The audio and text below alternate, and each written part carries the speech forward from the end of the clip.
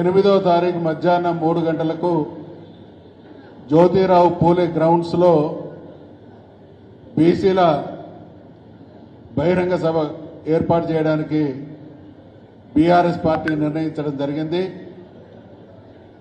ఆ క్రమంలోనే ఈరోజు మేము ఇక్కడ అందరం కూడా గౌరవ కమలాకర్ గారి పిలుపు మేరకు రావడం జరిగింది.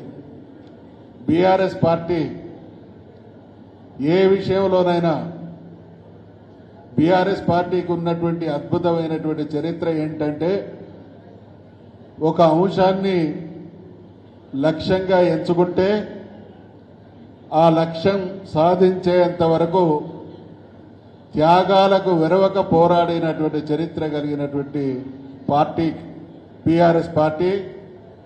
మా నాయకుడైనటువంటి కేసీఆర్ గారిది. ఈరోజు తెలంగాణ రాష్ట్రం సాధించిన తర్వాత తెలంగాణ రాష్ట్ర సాధనోద్యమ క్రమంలో అనేక వందల బహిరంగ సభలలో ఆనాడు ఉద్యమ నాయకుడిగా కేసీఆర్ గారు చెప్పినటువంటి మాట, తెలంగాణ సమాజం అంటేనే బీసీలు, బీసీల సంక్షేమం అభివృద్ధి తెలంగాణ అభివృద్ధి అనేటువంటి మాట చెప్పడం జరిగింది. కాబట్టి వారు అధికారంలో కొనసాగినటువంటి సమయంలో ఈ వేదిక మీద ఉన్నటువంటి మేమందరం కూడా వెలిగినము బీసీ నాయకులం అంటే అది కేసీఆర్ గారి ఆశీస్సుల వల్ల. మరి అటువంటి నాయకుడు, అటువంటి నిబద్ధత కలిగినటువంటి పార్టీ బీసీలకు జరుగుతున్నటువంటి అన్యాయం, వాస్తవంగా బీసీ సమాజం యొక్క పిలుపు, మా డిమాండ్ మేమెంతో మాకంత అనేది బీసీ వర్గాలకు సంబంధించినటువంటి ప్రజల డిమాండ్. అయితే ఈ డిమాండ్ బీసీలదైతే గడచిన శాసనసభ ఎన్నికల సందర్భంగా కాంగ్రెస్ పార్టీ తనకు తానుగా మరి తెలిసి ఎటువంటి ద్రోహానికి కాంగ్రెస్ పార్టీ పాల్పడుతుంది అనడానికి అనేక ఉదంతాలు ఉన్నాయి. 42% రిజర్వేషన్లు అమలు చేస్తాం, వీళ్ళకి సంబంధించినటువంటి సబ్ ప్లాన్కు చట్టబద్ధత తీసుకొస్తాం, 5 సంవత్సరాల్లో 1,00,000 కోట్ల రూపాయలు వెచ్చించి బీసీల జీవితాల్లో వెలుగులు విరజిమ్మేటట్టు చేస్తామని అన్నారు. అన్ని హామీలు ఇచ్చి అన్ని తుంగలో దొక్కి ఇవాళ కాంగ్రెస్ పార్టీ హైకమాండ్కు, ఢిల్లీలో ఉండేటువంటి కాంగ్రెస్ పార్టీ హైకమాండ్ కూడా వాళ్ళకి ఏమన్నా జరుగుతున్నటువంటి పరంపర మీద వాళ్లకు అవగాహన ఉందా అని మేము ప్రశ్నిస్తా ఉన్నాం. మసిబోసి మారేడుగాయ చేస్తున్నటువంటి రేవంత్ రెడ్డి టక్కుటమారా గజకర్ణ గోకర్ణ విద్యలకు కాంగ్రెస్ హైకమాండ్ కూడా తానా అంటే తందానా అంటా ఉన్నది.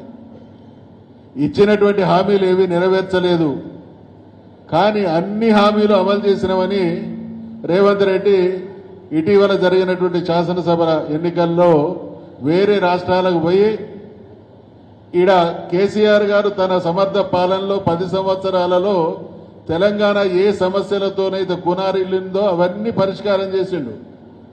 మళ్ళా రేవంత్ రెడ్డి వచ్చిన తర్వాత అవన్నీ పరిష్కారం, మళ్ళీ సమస్యలైనాయి. పరిష్కరించబడ్డాయి కూడా సమస్యలుగా తయారు చేసినటువంటి మహానుభావుడు, తెలంగాణను బ్రహ్మాండంగా చేసినవని అన్ని రాష్ట్రాల్లో ప్రగల్భాలు పలికిండు. అంటే సమాజాన్ని ఎంత టేక్ ఇట్ ఫర్ గ్రాంటెడ్గా తీసుకుంటా ఉన్నాడు అనడానికి ఆయన మాటలు, ఆయన కార్యాచరణ నిదర్శనం. కాబట్టి మేమందరం బీసీ నాయకులం కేసీఆర్ గారి సూచన మేరకు వీళ్ళు ఎన్నికల మేనిఫెస్టోలో ఇచ్చినటువంటి హామీ అయినటువంటి ఈ 42% రిజర్వేషన్లు కానీ కులగన్న కానీ అటకెక్కిచ్చిళ్ళు. మీరు తెలంగాణలో బీసీలకు న్యాయం జరగాలంటే తమిళనాడు రాష్ట్రానికి ఆ చరిత్ర ఉంది, అధ్యయనం చేయమని మమ్మల్ని పంపించిండు.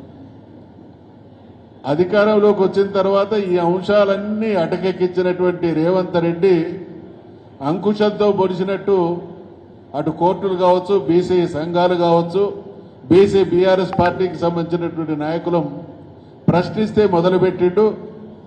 ఆ మొదలుపెట్టింది నుంచి ఇప్పటి వరకు బీటింగ్ అరౌండ్ ది బుష్, ఇంగ్లీష్లో సామెత ఉన్నది కదా, డైరెక్ట్ కొట్టాల్సింది ఇడిచిపెట్టి దాని చుట్టూ కొడితే పిట్ట పడుతుందా? మేము డైరెక్ట్గా దీనికి పరిష్కార మార్గం మొదటి నుంచి చెప్తా ఉన్నాం. మొన్న శాసనసభ బిల్లులు తీసుకొచ్చినటువంటి సందర్భంగా మండలిలో శాసనసభలో మిత్రులు కమలాకర్ గారు మా బీసీ నాయకులు మండలిలో నేను కూడా చెప్పినాం. ఒకే ఒక్క పరిష్కార మార్గం. తమిళనాడులో ఆ రోజు ముఖ్యమంత్రిగా ఉన్నటువంటి జయలలిత గారు తీర్మానం చేసి ఢిల్లీకి పంపించి ఢిల్లీలో నేను అది అమలైతేనే మళ్ళీ చెన్నైకి తిరిగి వస్తాననేటువంటి భీషణ ప్రతిజ్ఞ చేసి ఢిల్లీ మెడలు వంచి తీసుకొచ్చిండు.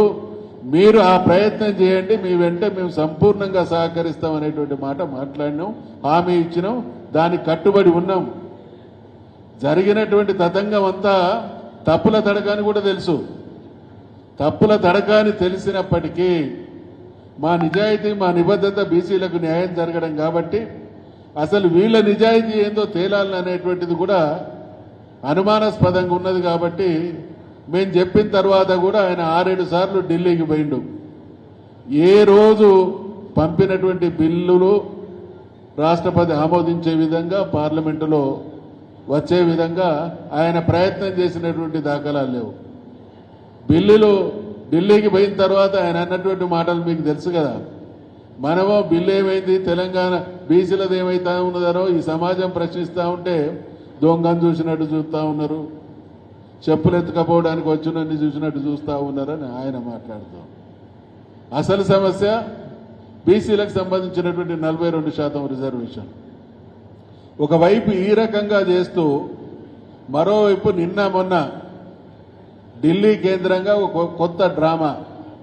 ఆ కాంగ్రెస్ పార్టీ హైకమాండ్కు మరి జ్ఞానం ఉన్నదో లేదో, దేశాన్ని పాలించినటువంటి పార్టీ, అన్ని విషయాల్లో నిశితంగా అవగాహన కలిగి ఉండాల్సినటువంటి పార్టీ, రేపు అధికారం అనుకోకుండా దక్కితే దేశాన్ని ఏలాల్సినటువంటి పార్టీకి ఉండాల్సినటువంటి ఇంగితం విజ్ఞత లేదు. ఈయన ట్రాప్లో ఢిల్లీ కూడా పడ్డట్టు కనబడతా ఉన్నది. కాబట్టి మేం 100% 42% రిజర్వేషన్లు అమలు పరచబడాలి అనంటే దాన్ని 9th షెడ్యూల్లో చేర్చడమే ఏకైక పరిష్కార మార్గం. కాబట్టి ఈ 20 మాసాల కాలంలో బీసీలకు రేవంత్ రెడ్డి సర్కార్ చేసినటువంటి ద్రోహం, తెలంగాణ బీసీ సమాజాన్ని చైతన్యవంతం చేయడం, అదేవిధంగా తెలంగాణ సమాజంలో ఉన్నటువంటి అన్ని వర్గాల ప్రజలు కూడా బీసీల న్యాయసమ్మతమైనటువంటి డిమాండ్కు వాళ్ళ సంఘీభావాన్ని కూడా పొందడం అనేటువంటి లక్ష్యంతో వరంగల్, కరీంనగర్లో ఈ సభ ఏర్పాటు జరుగుతున్నది. కాబట్టి కరీంనగర్కు ఉన్నటువంటి చరిత్ర, మాకున్నటువంటి నమ్మకం, బీఆర్ఎస్ పార్టీకి ఉన్నటువంటి సెంటిమెంట్ ఏంటంటే కరీంనగర్లో బీఆర్ఎస్ పార్టీ ప్రారంభించినటువంటి ఏ కార్యక్రమమైనా 100% రిజల్ట్ తీసుకొని తీరుతుంది. కాబట్టి బహుళ ప్రయోజనకారి అయినటువంటి బీసీ రిజర్వేషన్ల సమస్యకు కూడా బహిరంగ సభ కరీంనగర్లోనే జరపాలని నిర్ణయించడం.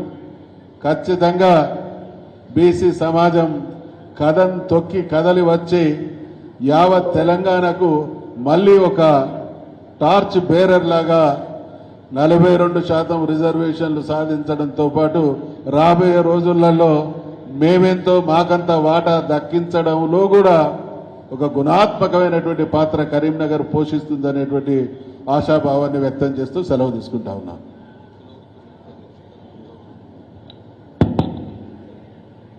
ఎనిమిదవ తారీఖు నాడు మధ్యాహ్నము 3 గంటలకు కార్యక్రమం స్టార్ట్ అవుతుంది.